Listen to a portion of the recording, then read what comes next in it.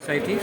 I'm meeting student groups, and I want to transform the education system in TTA-ADC. And I think that cannot happen with only politicians. We need to get the Gen Z, the youth involved, so that if we want to make our youngsters and our next generation ready for tomorrow, then we have to prepare them today. And that can only happen with the participation of people who are outside the field of politics.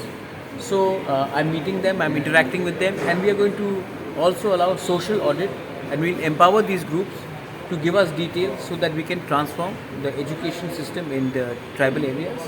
Also, we also want to set up something along the lines of a Niti Aayog within the TTA-ADC, where we can take the best minds, the scholars, the retired IAS officers, people from the field of judiciary, finance, writers, scholars, and we will form a committee, and they will give us inputs in how we can change especially the 6 scheduled areas into a vibrant, flowing economy with tourism, with planning, with finance, with agriculture, with health facilities, and a proper setup across the state.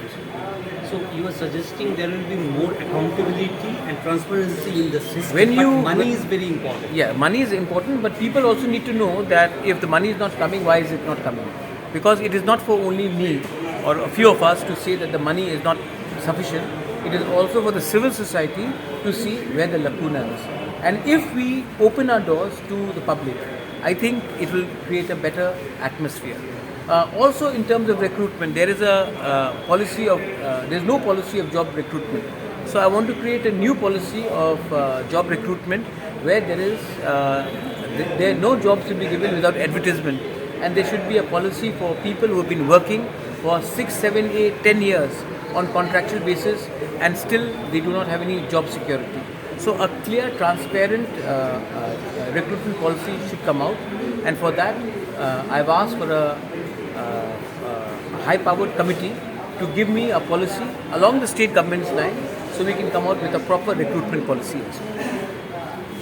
There's a backlog of teachers where you see the quality of teachers need to. A Scandinavian model, a hybrid model, where till the time we do not